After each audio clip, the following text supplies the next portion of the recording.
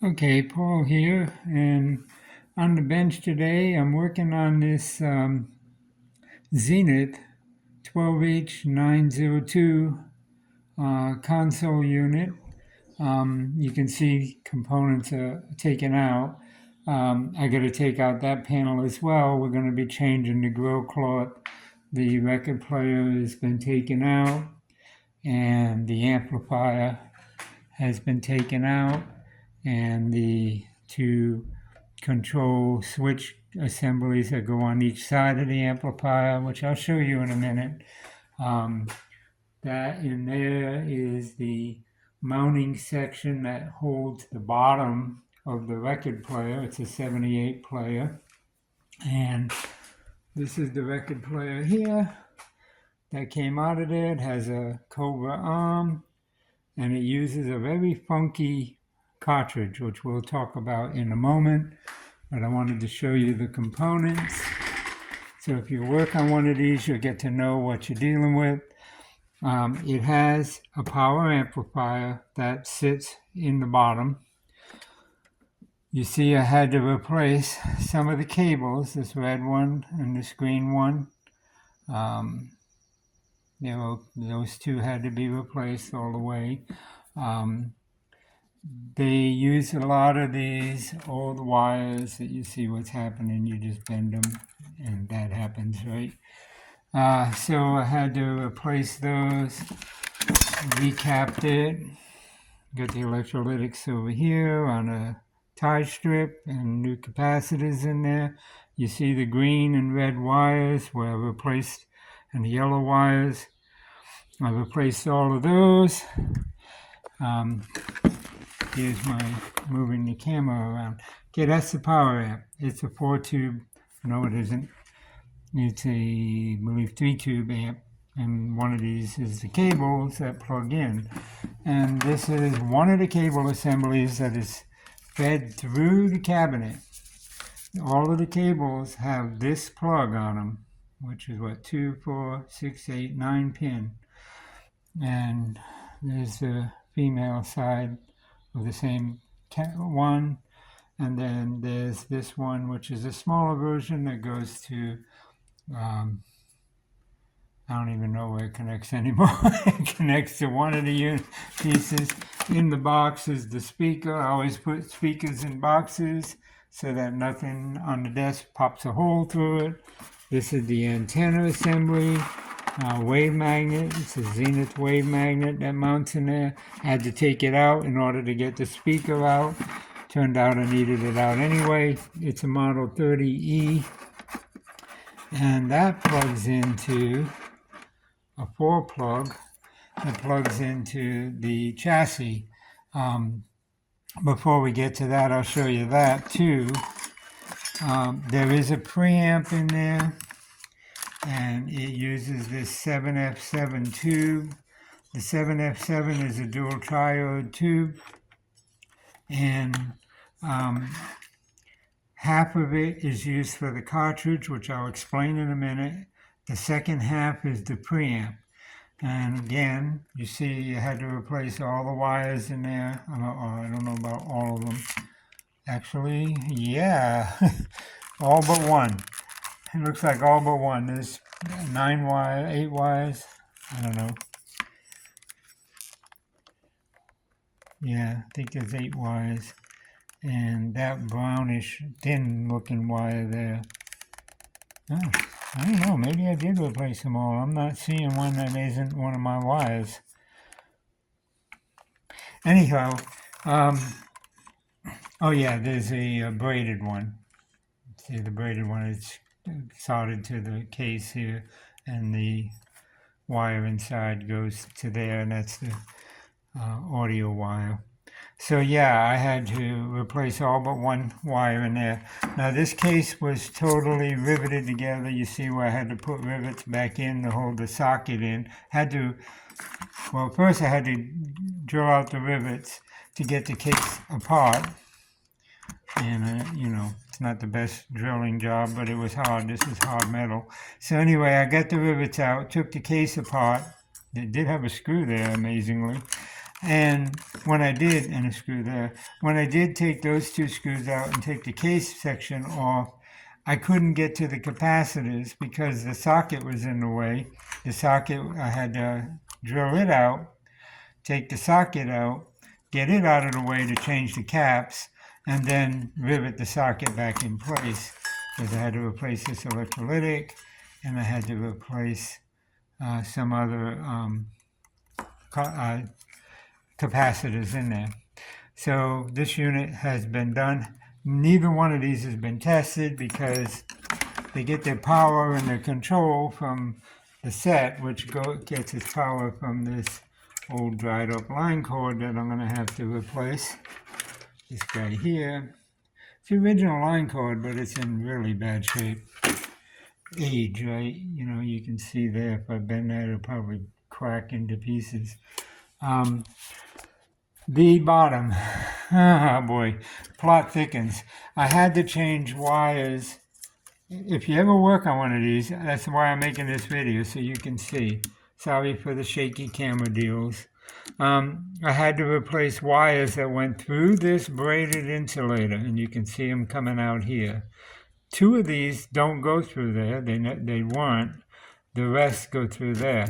And I had to replace them, the green, the red, the yellow, and the brown, which you can see there, green, red, yellow, and brown. Those are all my modern day cloth-covered wires that match the original cloth-covered wires in these old radios. I had to recap this board. So to recap the board, I had to disconnect those wires that go into there. I had to pull some of the wires through the casing, take the board out, recap it, put it back in, and connect it. And it had wires connect. Some of these wires go to the bottom, some go to the top. You see this junk here, don't pay attention to that. Right here was this board too. So this one has to be recapped. It's not as big of a deal, except the wires are too short, especially this green wire, which is falling apart. This green wire goes through a braid, right? A small braid that's soldered to the chassis there. There was two of them on this side. There's that one there. Fortunately, those two use a different wire, and they were fine, but this one uses one of these bad wires. Now that goes to the cap of that tube, and it's in that braided cable, so I'm going to have fun stringing a new wire through there. And they gave no slack at all. There was no way to get the board out because it was soldered to that bottom terminal down there. So I had to cut it to get it out, which made it even shorter. Then they had these wires all coming out of this plastic sleevey thing that looks like something from an old notepad. I don't even know if that's original or if somebody put that in there to hold the wires together. But either way, these wires came out at different points of that where they connected to either the top or the bottom of this board. So they have to be done. This wire bare wire come off there, which is okay. It goes to the top connector of the board on that end. The capacitor connected there too, but it was connected down here. There was no way to get it out. I had to just cut it, but it doesn't matter. I'm changing the caps. And then this resistor also went to the board, and then these wires came from this side, which I have to replace this one, obviously. And some of them are not bad. And this is amazing. This is one of the original downgraded rubber wires, but it's in fine shape. Most of them, actually, I don't know that it's the same material. This is more like a plastic that turns brittle, and that's what happened all through here. There was a brown wire that went from here to here that was totally just bare wire like that, but it had a piece of insulation on it left. Of course, all that would short out, right? So you got to be very careful of that. On this side, we got more wires that come through here that go to this guy. They connect to this guy, and he's on this side, which is the pre-select buttons. This one is tone control. So you have, you know, treble, that's upside down, treble, voice, alto, bass. I don't even know what that one is. And what is that? Low bass and normal. So bass, low bass, and normal. And amazing tuning control there. It's got this rubber wheel thingy that was in the way. That was a string that went for the dial cord. This thing flips out over here, and it was falling and hitting when I'd move it around, so I just wire tied it out of the way. It's got a rubber wheel on there, which is strange. I don't know how a string goes on that, but I can see it. Obviously, this must be like some kind of counterweight balance because the pulley is there behind the black. See it? That's what the string would wrap around. This, oh, I see, this rubs on the shaft. So when you turn this, it turns that. It's just a kind of gearing down the ratio, right? So I got to change all these capacitors, and of course Zenith is notorious for deep well chassis, so getting in there is always fun to get the capacitors changed, and there's some in there on the select. And yeah, so that's where we are with that. Now let me show you the other side of the chassis. I'll be right back. Okay, so this is the front of the chassis. Now I got the dial indicator off and protected. You see the tubes in here, and they're in place except for the I tube, which I've got disconnected. And this is the green wire that's bad that I have to replace. I don't know about this cable. I'm sure there'll be at least one bad one in there, which will make me have to dissect this entire thing. This goes on the I tube. And what else can I tell you? Let's see. Okay, so it's got a little tube here, and apparently the original tube that was in there, that's a replacement, must have been a little taller because it had this tube lock that would clip on it, but it doesn't clip on this one. It's too short. It does. It's not needed. It is a let's see if I can make this work. How was I doing it? Oh, here. It's not just a tuning capacitor, as you see there, which is underneath. You see the tuning capacitor. It's also got like a old antique, get a light on there, old antique tuned radio frequency radio before super heterodyne. They have these carbon rods that go down and do tuning. So that's probably for the FM. And then that would be, that capacitor would be for the AM. This is where the power plug for the phonograph plugs in. There's one of those funky plugs for the power supply. This also is not a missing tube. That's another plug that plugs in there. That's this one here, which is an octo plug. And that comes off the power supply as well. And then you got these cables that tie it all together, and they're weaved in the cabinet and stapled in place. So with cardboard protectors holding them that are stapled. So you have to undo the staples to get the cable out. And so these are things that you have to be aware of. Now, let me show you something else. So if you ever decide to work on one of these, I'd like for you to at least know what you got to deal with. Like I said, it's all in that console. You see one of those consoles, you know what you have. This is a schematic from a Zenith shutter dial 9S262, which you can see it there. And that's the schematic.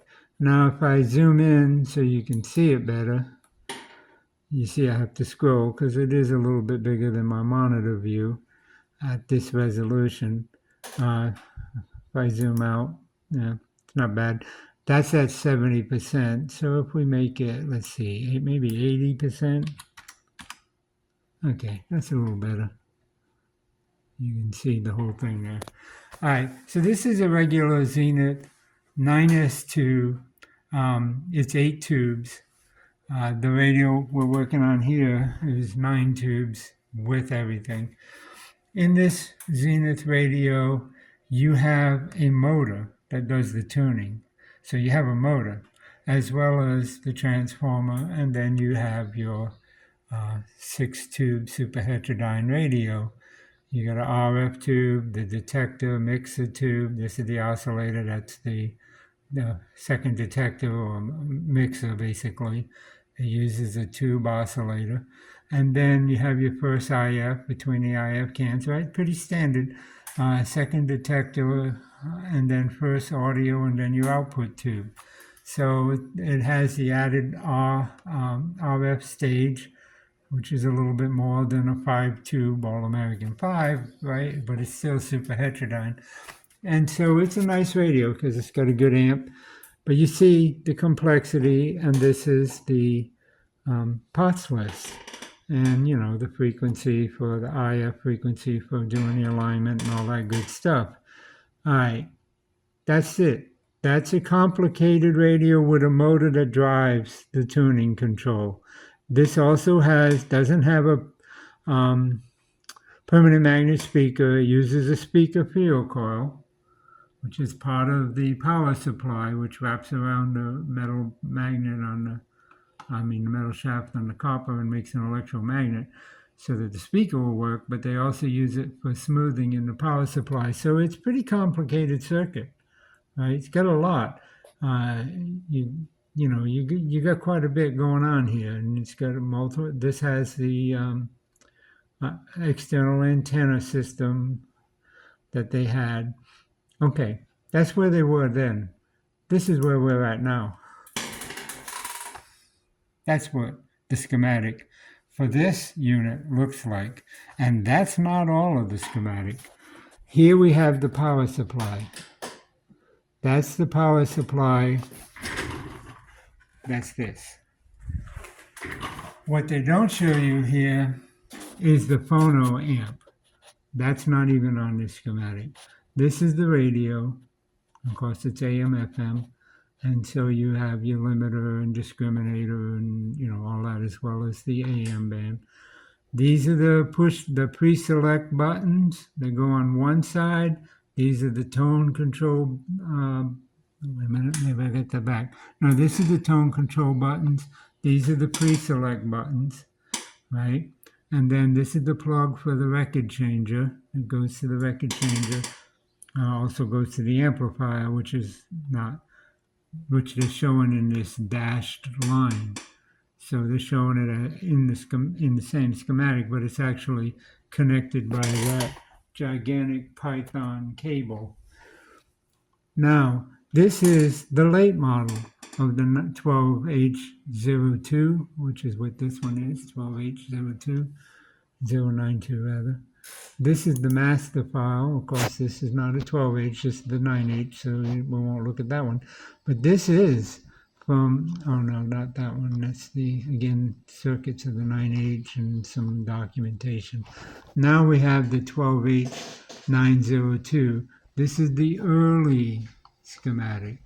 They didn't make this unit but for a couple of years, but they had 2 iterations of the schematic. That's the first one. And then here's the circuitry for, different bands, like band on FM in the first position, this is used, and in the second position, this is used. And so they break down the schematic into how the schematic works for each section. This is the push button section. This is another band selector for AM. These two are FM. So anyway, you got all of these broken out from the main schematic, and I'm glad they did that because that saves a lot of time trying to pull it out of this. This is the late model, which is what this one is. So there's the late model. Okay, then here's the chassis, which we just looked at. And that's the alignment procedure. This is the parts list on the left side. And you see it's pretty big.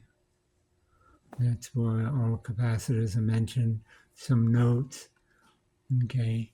And then let's see, where's that? Oh, okay. That's that. So this is the schematic. Then we have in here, let's see, oh, not this one. In here, record changer. We have the schematic for the record changer, which, by the way, is part of the same schematic because it uses the same cables, and you can't use the unit without the cable connecting everything together. And so there's the schematic for the record changer. Now, this record changer is really strange. It uses a moving coil, and that's why they got an arrow going through a coil here as the stylus or the cartridge. It's a moving coil cartridge. It's not a ceramic cartridge, not a magnetic, not a crystal. Doesn't generate any voltage. Actually, it's 0 volts. All it does is it puts an impedance on a circuit, and that circuit is here. This is the preamp. The preamp is what's in that little box there. This is it here with the 7F7. So this comes through, let's zoom in a little bit. Okay, get where I can scroll, slide it around. All right, so this comes in the special pickup. Yeah, it's special, all right. It comes into pin 2. So if you come out of pin 2, you see it comes here. Am I missing something again? Yeah, pin 2. Yeah, comes to pin 2 down here, which goes over to here to the audio jack plug, and which also connects to another plug that connects to a light at the bottom of the cabinet. But that comes over to here to the turntable section, powers the turntable section, comes back up here. Here's that special pickup again, goes into number 4. So it's fed through all of this spaghetti, comes back into this jack and goes up here, comes out number 4, and there we are. There's a special pickup, comes down through here, comes through this network with this coil and this capacitor, and that's an oscillator. And so the cartridge puts a resistive or an impedance effect on this oscillating circuit and actually modulates it. And then that goes in through the first part of the 7F7 triad here, which is drawn upside down conveniently, or not conveniently, I should say. But so it comes out, it goes into the grid, comes out through the plate, comes around here, goes back. I don't even remember how it gets back to the grid. Oh, right through here, goes through this coupling cap, comes back to the grid, is amplified again, comes out, and then goes to the radio, to the amplifier in the radio. So you see how complicated just this cable and preamp section is. Everything has to be in place. Everything has to be connected. There's no way to test this because of this. There's no way to, they'll give you no voltages, no information. There's no way to test this other than get the motor running and hope that the solenoid is working. I did check the solenoid. It seems to be working. This seems to be okay. I changed that cap, and I changed this cap here. Here, you know, you got this is just jumbo cable connecting different pins together to come out and go here. So you can't go from here to here. That won't work. You got to go from here into here, feed through this, and then come back through here, and then up to here. So it's spaghetti wiring, and it's 9 pins, right, on every plug. So then it gets through here and it comes out of here and it goes back into the schematic here. And so from here, I think it's here. It gets so confusing after a while. But yeah, this is it. This is where it comes back in. Then it comes up and goes to the tone, or connects to the tone control here. And, you know, through the amp, through the first, it skips all this. By the way, when you put in a phonograph, it shuts different things off here. There's all kinds of magic hopping around as you select phono as the option. And the phono option on the amp, on the radio, turns on the power to the record player.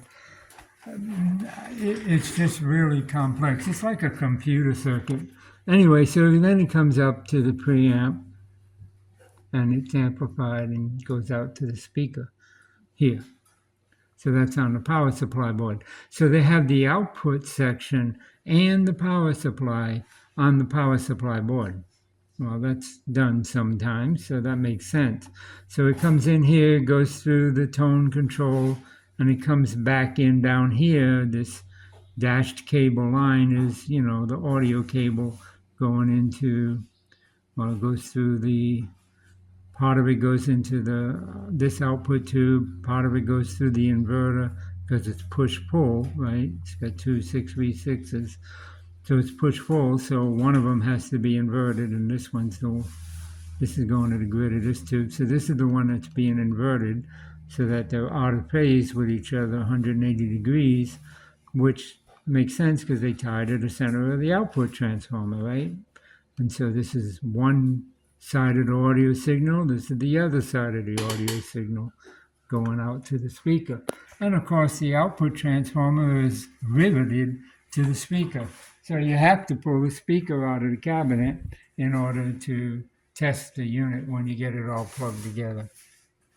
That's how complicated this is. And since it does not use a magnetic cartridge or a crystal or a ceramic cartridge, let's see, where did I put the cartridge? It's in one of these. Oh, there's the dial. Cool, right?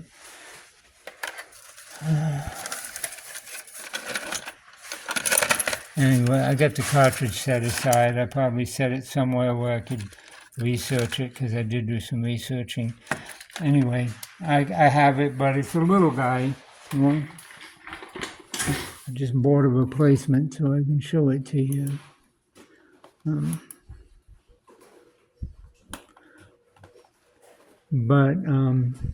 Let's do a search for it. Aesthetic should be right at the top. There it is. Okay, this is the cartridge.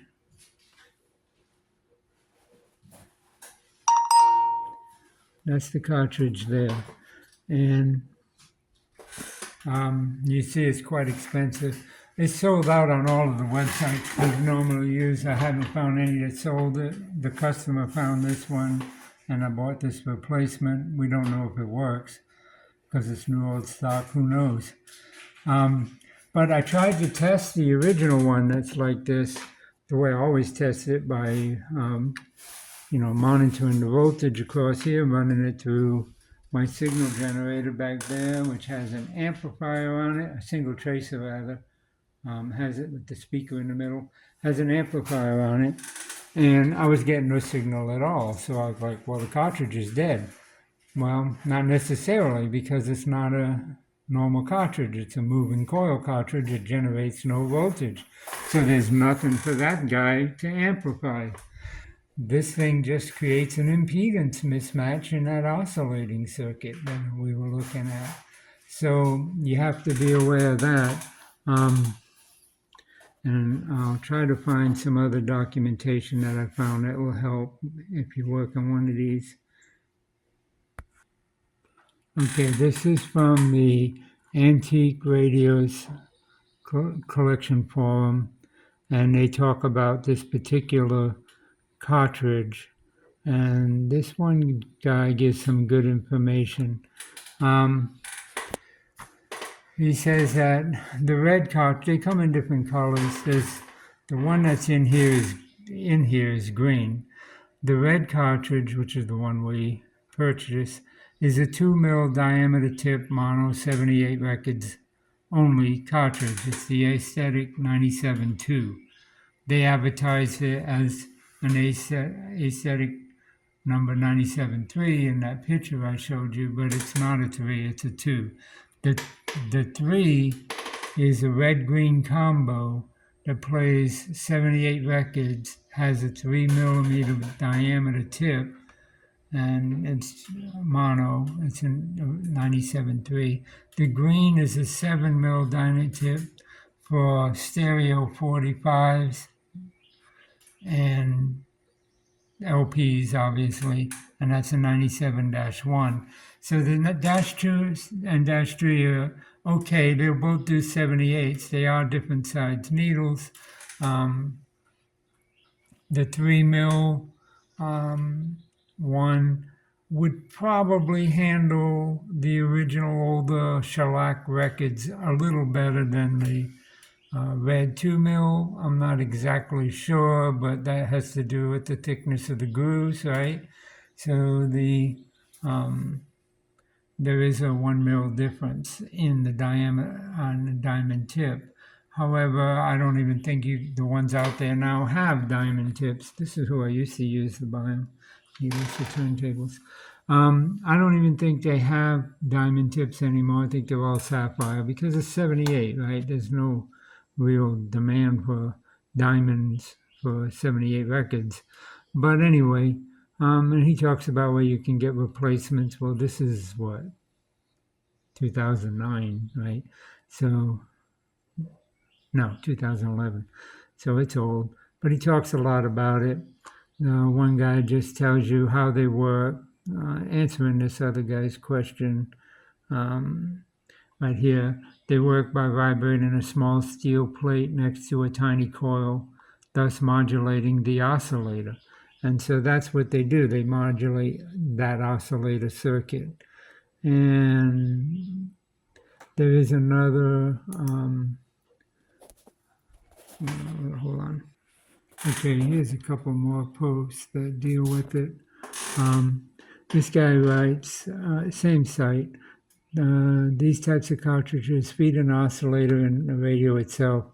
The first step is get the schematic and double check the oscillator in the radio and recap. If the radio has not been recapped, that's your first priority. Of course, because the oscillator is not going to work if the capacitors are bad.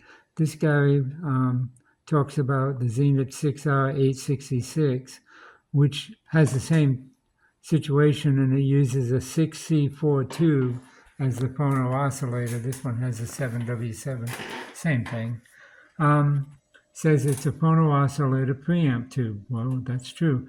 Make sure it's good. The cartridge is a moving vein type. Now, this is interesting. It has a coil that measures very low DC resistances. That's why it doesn't put out any voltage. It just reacts to resistance. The only thing that goes wrong is the sapphire tip wears out. It works much like an AM radio oscillator, and we looked at that circuit and I showed it to you. The cartridge signal varies the oscillator frequency and converts it to an audio frequency. On this guy's opinion, it says in working properly, they way outperform any ordinary crystal cartridge. So that's good to know if it's true. By the way, what it's technically called is a Cobramatic Radionic cartridge. And so there's more information about it on the antique radio. I mean, there's a lot of information out there. There's one thing I was looking for in particular. Okay, this one. This is the cartridge, and this is Voice of America, Voice of Music. They're one of the leaders in supplying phonograph record player cartridges and components. It's where I buy my motor mounts, all kinds of stuff. And they talk about it here. This is a coil cartridge. It has no output. It works by modulating an oscillator. Please do not purchase it if you don't know how to perform the required adjustment described above. And they talk about rewiring the circuit to get rid of that preamp section and adjust it, because, well, not get rid of it, adjust it, because they said that it could create a real squeal. And if it does, if it creates that squeal, you got to adjust this trimmer capacitor. Well, that's not in this unit. It doesn't have a trimmer capacitor. So basically, I'd have to put one if it squeals. These are the brands that they had, or the different variations of that. And you see, sorry, not available, sorry, not available. Nobody has it.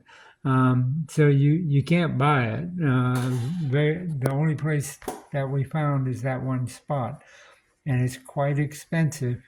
So if you work on one of these units, just be aware of what has to be done here, that this is not what you would normally think of as a phonograph cartridge.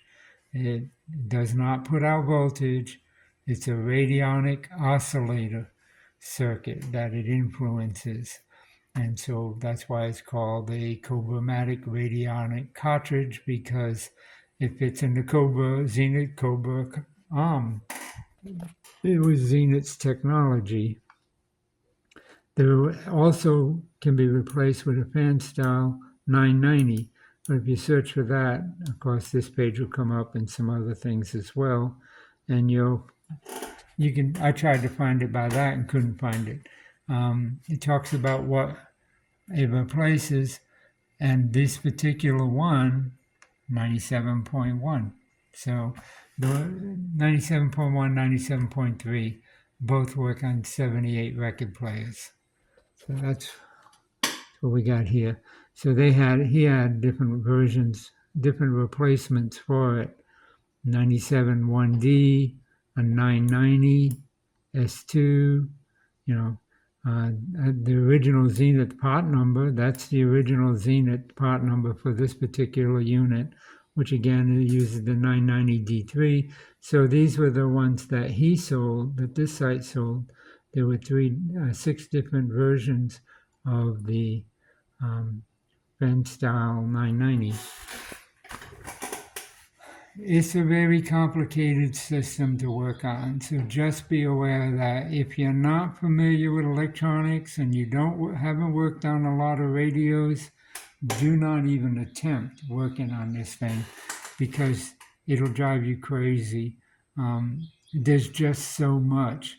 The good side is you spend a lot of time learning, and it's always good to learn, but you may be busy and don't have time.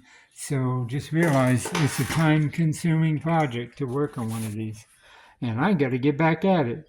So thanks for watching the video. Have a great day.